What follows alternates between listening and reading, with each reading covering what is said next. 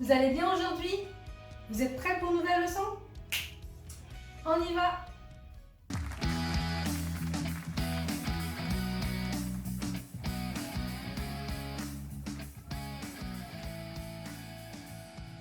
On va commencer la leçon cette semaine comme la semaine dernière, c'est-à-dire en louant et en adorant le Seigneur. Avant de louer et adorer le Seigneur ensemble, on va lire un psaume. Pourquoi? Parce que la plupart des psaumes ont été écrits par des personnes qui voulaient encourager le peuple de Dieu à louer et à l'adorer. Et plusieurs psaumes aussi sont des exemples de louange et d'adoration pour nous inspirer à louer Dieu dans toute sa grandeur. Aujourd'hui, on va lire le psaume 139. Écoutez ce qu'il dit.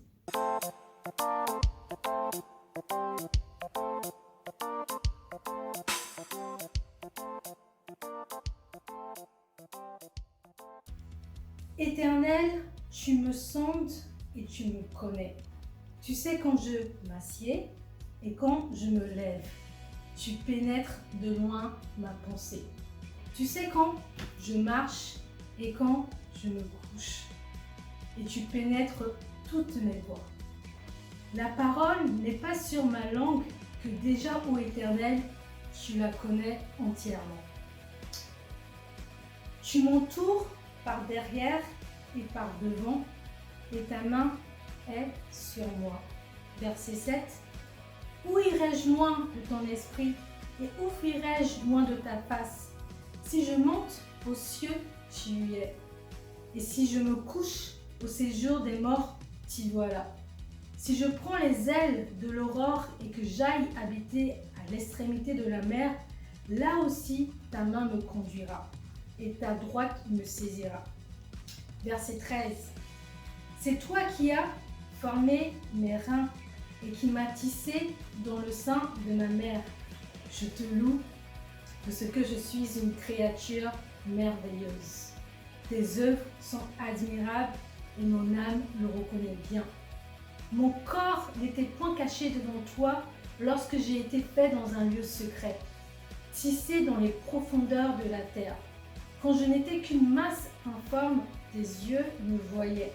Et sur ton livre étaient inscrits tous les jours qui m'étaient destinés avant qu'aucun d'eux existât. Que tes pensées, ô Dieu, me semblent impénétrables. Que le nombre en est grand, et si je les compte, elles sont plus nombreuses que les grains de sable. Je m'éveille et je suis encore avec toi. Amen. Quel beau psaume, n'est-ce pas?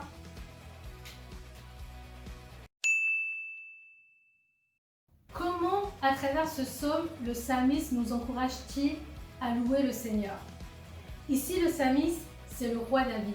Il nous dit deux choses en particulier. La première, c'est que Dieu, il est omniscient, c'est-à-dire qu'il sait tout. Il connaît nos pensées les plus secrètes, celles qu'on a dites à personne. Il connaît notre cœur, nos sentiments les plus profonds, que même nous ne savons pas. Et avant même que l'on parle, il sait exactement tout ce que l'on va dire. Et encore plus étrange et plus merveilleux, c'est qu'avant même qu'on naisse, dans son livre étaient inscrits tous les jours de notre vie. C'est incroyable, non? Et c'est impossible de se cacher loin du Seigneur. Même si tu vas tout seul dans ta chambre et que tu t'enfermes dans une armoire et que personne n'arrive à te trouver, le Seigneur, il te voit. C'est juste impossible d'être loin de lui. Il connaît tout ce que l'on fait, il sait exactement où on est. Et non pas seulement moi, non pas seulement toi, mais tout le monde, dans le monde entier, c'est pareil. Il voit tout et tout, les pensées de tous les hommes, le cœur de tous les hommes et les actions de tous les hommes. Wow. N'est-ce pas un Dieu grand et merveilleux? La deuxième chose que ce psalmiste nous dit, c'est que Dieu est notre créateur. Une personne si intelligente, si puissante, elle a formé nos reins, elle nous a pris, nous a déposés dans le sein de notre mère. Et depuis le jour de notre conception jusqu'au jour où on est sorti du ventre de notre maman, le Seigneur, il a tout suivi. Il sait tout de nous. Et parce que c'est notre Créateur et qu'il est si intelligent, c'est juste impossible que nous ne soyons pas une créature merveilleuse. Nous sommes forcément des êtres merveilleux. Tu l'es et je le suis. Tu savais ça? C'est peut-être possible que tu ne le saches pas. Et moi non plus, des fois, je n'arrive pas à croire que je suis une créature merveilleuse. Pourquoi? Parce que seulement le Seigneur peut révéler cette nature merveilleuse en nous. Si nous nous rapprochons du Seigneur et si nous marchons selon ses voies, et si nous obéissons à la voix du Saint-Esprit en nous, eh ben, il va révéler tous les talents, toutes les choses qu'il a mises en nous, elles vont refaire surface. La Bible dit, Christ en moi, l'espérance de la gloire. Seul le Seigneur peut nous rendre aussi merveilleux parce que c'est lui qui nous a créés, c'est notre Créateur. Amen. Donc avec ces paroles, eh ben, on va louer le Seigneur. On va lui dire, Seigneur, tu es notre Dieu, tu es notre Créateur, c'est toi qui es la vie. Nous t'adorerons à jamais, nous te suivrons à jamais. Depuis le jour de ma création jusqu'au jour où je partirai de cette terre, Seigneur, tu les connais. Tout ça, c'est inscrit dans ton livre. Je veux te suivre et je veux t'adorer. Vous êtes avec moi? On y va? C'est parti!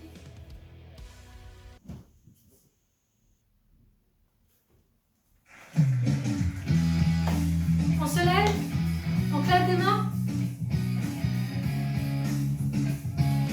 Et on loue le Seigneur dans la joie. Vous devez maintenant connaître cette chanson, n'est-ce pas? Je t'adorerai à jamais. Allez, on y va. Tu es mon Dieu, tu es la vie. Je t'adorerai à jamais. Tu es mon Dieu, tu es la vie. Je t'adorerai à jamais. À mon premier jour, tu me voyais. Tu sais aussi le jour où je partirai. Tu es l'alpha, l'oméga, le début, la fin. Toujours je te chanterai. Tu es mon Dieu, tu es la vie, tu es la vie. Je te louerai, je t'adorerai à jamais. Tu es mon Dieu, tu es la vie, tu es la vie. Je te louerai, je t'adorerai à jamais. Entre tes mains je remets mon esprit. Tu es le seul qui puisse enlever mon âme. Tu es l'alpha, l'oméga, le début, la fin. Toujours je te chanterai. Tu es mon Dieu, tu es la vie, tu es la vie. Je te louerai, je t'adorerai à jamais. Tu es mon Dieu, tu es la vie, tu es la vie. Je te louerai, je t'adorerai à jamais. À mon premier jour, tu me voyais. Tu sais aussi le jour où je partirai. Tu es l'alpha, l'oméga, le début, la fin. Toujours je te chanterai.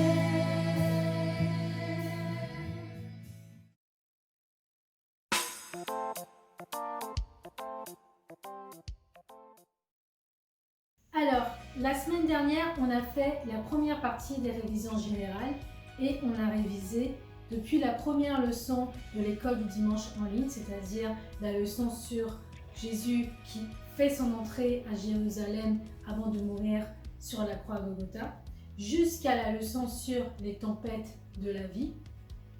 Et on a révisé en utilisant un mot croisé. J'espère qu'il n'était pas trop difficile et que vous avez réussi à trouver toutes les réponses. Cette semaine, on va continuer notre révision générale. On va réviser les leçons depuis la leçon de l'Ascension jusqu'à la leçon sur Nicodème et la nouvelle naissance. On ne va pas faire de mots croisés cette semaine, mais on va faire un QCM. Vous savez ce que c'est un QCM? Vous avez une question et vous avez des choix multiples.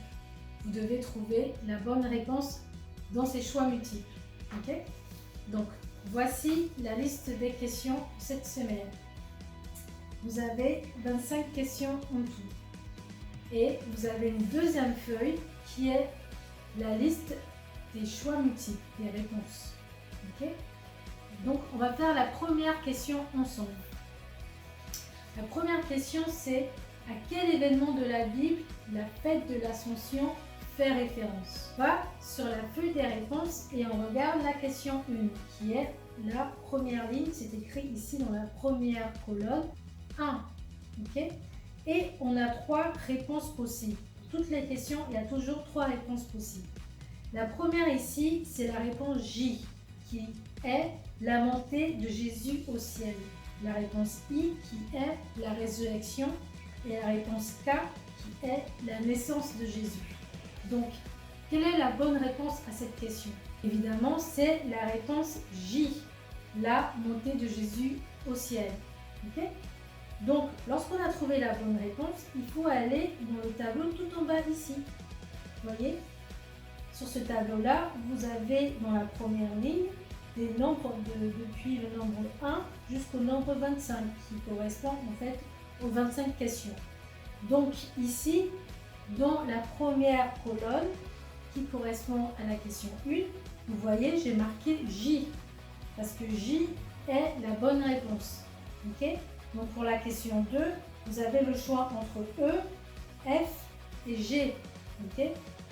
Vous marquez ensuite la bonne réponse dans la colonne qui correspond ici à la question 2. Lorsque vous aurez répondu à toutes les questions, à la fin, il va s'afficher une phrase et vous saurez que vous avez bien répondu à toutes les questions si vous avez une phrase qui a du sens à la fin. Ok? Voilà. Alors, je vous souhaite de passer un bon moment à revoir toutes ces leçons et à relire les versets clés de toutes ces leçons. Bye bye. Gros bisous. Ciao. Que le Seigneur vous garde et vous protège et que vous passiez un bon moment sous ce beau soleil. Ciao, ciao. À la semaine prochaine.